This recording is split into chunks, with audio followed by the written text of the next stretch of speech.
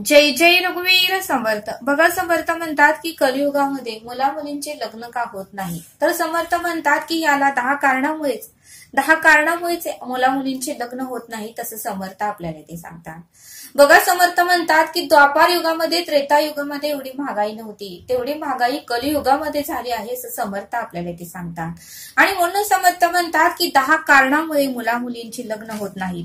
पहिलं कारण म्हणजे अपेक्षा ह्या भरपूर वाढलेल्या आहेत म्हणजे समर्थ, हेही पहिलं कारण आहे. दुसरं कारण म्हणजे अत्यंत महत्वाचं आणि सर्वांच्या आयुष्यात घडणारं म्हणजे महागाई.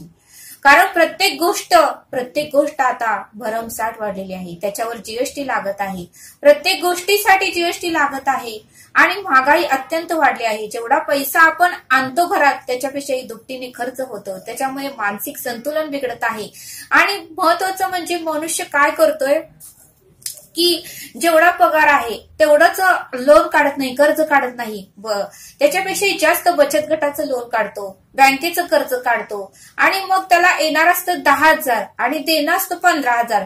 मग 15,000 द्यायचे कुठून? मग त्याला येतं टेन्शन, मग त्याला येतं विचार आणि मग मात्र काळजी करू लागतो आणि मग मात्र काहीच प्रश्न सुटत नसल्यावर घरामध्ये कोपऱ्यामध्ये दोरीचा शोध घेतो, का तर आत्महत्या करायची असते. बघा म्हणले समर्थ, अंथरूण बघून पाय पसरावं. जेवढा अंथरूण आहे तेवढंच आपल्याला पाय पसरता आलं पाहिजे. तर अंथरुणापेक्षाही जास्त आपण पाय पसरला तर नक्कीच आपलंच नुकसान होणार आहे, असं समर्थ आपल्याला ते सांगतात. समर्थ म्हणतात की तिसरं कारण म्हणजे फक्त कारणं द्यायची. मुलींना म्हटलं व्यवसाय कर, कारणं द्यायची, नोकरी कर, कारणं द्यायची, काहीतरी आवडीचं काम कर, कारणं द्यायची, सरकारी परीक्षा दे, कारणं द्यायची, काहीतरी कोर्स कर, कारणं द्यायची, काही ना काहीतरी कारणं देत बसायचं. हेही महत्वाचं कारण आहे, असं समर्थ आपल्याला ते सांगतात. चौथं म्हणजे पेशन्स नाही. कुठलाही व्यवसाय करताना तो सुरू असताना लगेचच चालत नाही किंवा टॉप लेवलला जात नाही. चढ उतार येतच राहतात, उन्हाळा पावसाळा येतच राहतो. जसं एक बी पेरल्यानंतर लगेच दुसऱ्या दिवशी कोंब येत नाही, ते बी पूर्णपणे भिजणार, मग त्यातून ते छोटस कोंब उगवणार, मग हळूहळू करत जमिनीवर येणार. माणसाकडे पेशन्स नाहीत. व्यवसाय असू दे किंवा कुठलंही आवडीचं काम आपण करू दे, आपल्याकडे पेशन्स पाहिजे, असं समर्थ आपल्याला ते सांगतात. चौथं कारण म्हणजे कष्ट करू वाटत नाही. आजकालच्या पिढीच्या मुलींना कष्ट करू वाटत नाही. जास्त करून मुलींमध्ये थोडंसं प्रमाण आहे कष्टाचं, पण मुलांमध्ये नाही. कष्ट करूच वाटत नाही. फक्त उठलं की काहीतरी मित्रांबरोबर जायचं, पार्ट्या करायचं किंवा ते मोबाईल सारखं यंत्र तर दिवसभर बघत राहायचं, हे एक कारण आहे म्हणले समर्थ. कष्ट करू वाटत नाही म्हणले समर्थ. आणि पाचवं कारण म्हणजे सगळं त्यांना आयतं हवं असतं. जे काही मागल ते सगळं हातामध्ये पाहिजे असतं म्हणले समर्थ.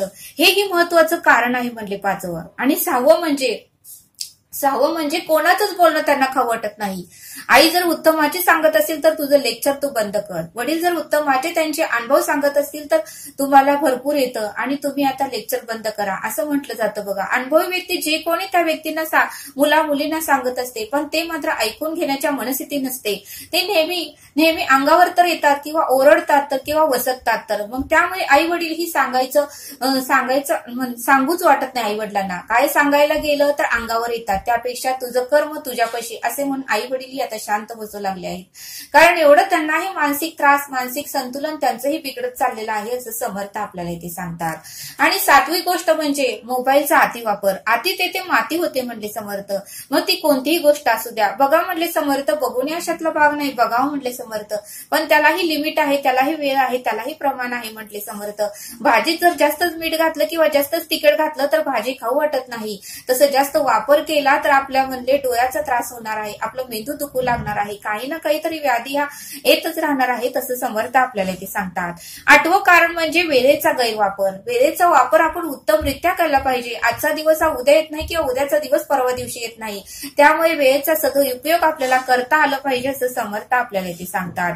आणि 9वं महत्वाचं कारण म्हणजे चैनी वाढत आहेत. चैनी म्हणजे कुठलीही वस्तू, एखाद्या जर मुलगा ₹1000 जर कमवून आणला तर लगेच तो ₹1200 खर्च करतो, बचत त्याची कमी होत आहे. म्हणून समर्थ म्हणतात की पूर्वी बघा म्हणले ₹1 जरी मिळवला तर 80 पैसेच खर्चत होते, 20 पैसेच खर्च करत होते आणि 80 पैशाची ते बचत करत होते म्हणले समर्थ. त्यामुळे त्यांनी 10-10 एकर शेती खरेदी केला म्हणले. पण आजकालच्या पिढीला बचत म्हणजे काय माहितीच नाही म्हटले समर्थ.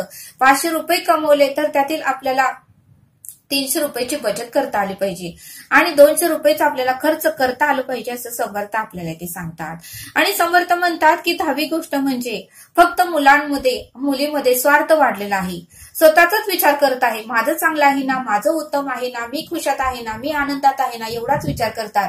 ज्या आई वडिलांनी लहानाचं मोठं केलं, ज्या आई वडिलांनी रात्री रात्री जागून त्याला उत्तमरित्या त्याला झोपवलं, त्याचे कान दुखत असतील, त्याचे हात दुखत असतील, त्याला सर्दी झाली असेल, काही ना काहीतरी आपण लगेचच लहानाचं मोठं होत नाही म्हणले समर्थ. रात्र रात्र जागून आपल्या आई वडिलांनी आपल्याला लहानाचं मोठं केलेलं असतं, पोलिओ डोस दिलेला असतो. का तर आपण उत्तमरित्या आपली वाढ व्हावी, आपण उत्तमरित्या आपलं स्वस्थ राहावं, आरोग्य राहावं, त्यासाठी त्यांनी काळजी केलेली असते.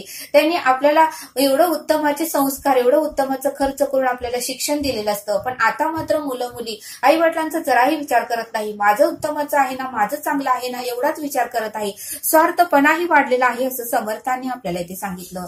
आणि म्हणून समर्थ म्हणतात की मुला मुलींचे लग्न होत नाही. त्यामध्ये समर्थ म्हणतात की मुलींचं प्रमाण कमी आहे असं नाही, मुलंही तेवढीच आहेत आणि मुलीही तेवढ्याच आहेत, प्रमाण हे समान आहे म्हटले समर्थ.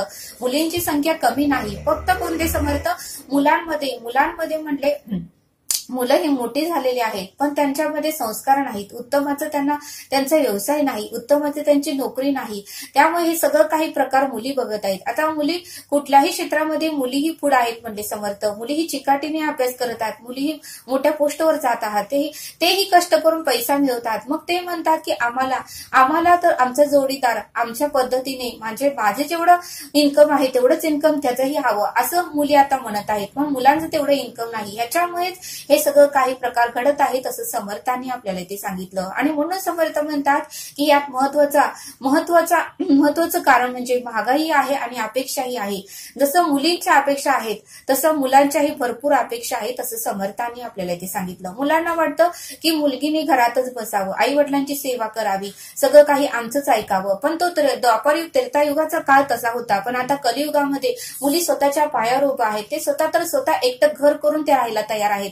कारण 4 माणसामध्ये चौघांचे विचार वेगवेगळे, चौघांचं बोलणं खाण्यापेक्षा नोकरीला जाऊन एका बॉसचं बोलणं खाल्लेलं अति उत्तम आणि अति चांगलं असं म्हणत मुली आता जगत आहेत असं समर्थांनी आपल्याला इथे सांगितलं. हे एक महत्वाचं कारण आहे असं समर्थांनी आपल्याला इथे सांगितलं. आणि म्हणूनच समर्थ म्हणतात की मुली जसं मुलांना आपलं भरपूर अपेक्षा आहे तशा मुलींच्याही अपेक्षा असतात. लग्न झाल्यानंतर मुलीच्याही आई वडिलांना त्या मुलाने बघितलं पाहिजे. जसं त्या मुलाला वाटतं की आपल्या आई वडिलांना बघावं, त्यांची सेवा करावी, तसं मुलीच्याही अपेक्षा असतात. कारण मुलगी ही आकाशातून पडलेली नसते, तिलाही लहानाचं मोठं करताना त्यांच्या आई वडिलांना खूप त्रास, कष्ट आणि वेदना झालेल्या असतात. त्यामुळे तिच्याही आई वडिलांना बघितलं पाहिजे, तिच्याही आई वडिलांची चौकशी केली पाहिजे. तिच्याही आई वडिलांना काही कमी जास्त झालं किंवा संसारात काही कमी जास्त झालं तर आर्थिकची मदतही त्यांनी केली पाहिजे असं समर्थांनी आपल्याला ते सांगितलं. या समांतर गोष्टी जर आपण बघितल्या आणि उत्तमाचे संस्कार जर दोघांमध्येही असले, उत्तमाचे जर दोघं वागू लागले, एकमेकांचा विचार करू लागले, घरच्यांचा विचार करू लागले, उत्तमाचं बोलू लागले, वागू लागले, उत्तमाचे संस्कार जर करू लागले तरच या सगळ्या गोष्टी उत्तमाच्या होणार आहेत. जर प्रत्येक जण अपेक्षा करू लागलं, कारण देऊ लागलं तर म्हणले समर्थ या गोष्टी अशक्य आहेत असं समर्थांनी आपल्याला इथे सांगितलं. आणि म्हणून समर्थ म्हणतात की या सर्व कारणामुळे मुलं आणि मुलींचे लग्न होत नाहीत असं समर्थांनी आपल्याला इथे सांगितलं. म्हणून समर्थ म्हणतात की अपेक्षा ह्या कमी ठेवा. आणि म्हणून समर्थ म्हणतात की जसं बघा म्हणले समर्थ, आता बघा म्हणले कलियुग आहे, महागाई तर भरपूर वाढलेली आहे. जसं म्हणले मुली ह्या मोठ्या पोस्टवर गेलाय तसं मुलंही गेल्यानंतर म्हणले समर्थ त्यांचेही लग्न होणार आहे, त्यांचाही व्यवसाय उत्तमाचा असला, तोही कष्टाळू असला, त्याचंही घरदार व्यवस्थित असलं तर मुलांचंही लग्न होणार आहे असं समर्थांनी आपल्याला इथे सांगितलं. पण तो काहीच करत नसेल, फक्त त्याचे आई वडील लग्न त्याचं करत असेल तर कसं होईल म्हणले समर्थ. संसार आहे, प्रपंच आहे, लग्न झाल्यावर मुलं होणार आहे, त्यांचं कसं होणार म्हणले समर्थ.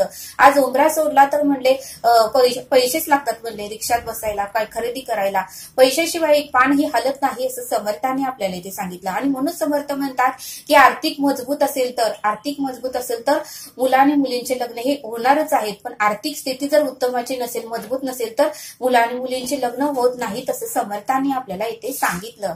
तरी आता आपण येथेच थांबूया. धन्यवाद. जय सद्गुरू.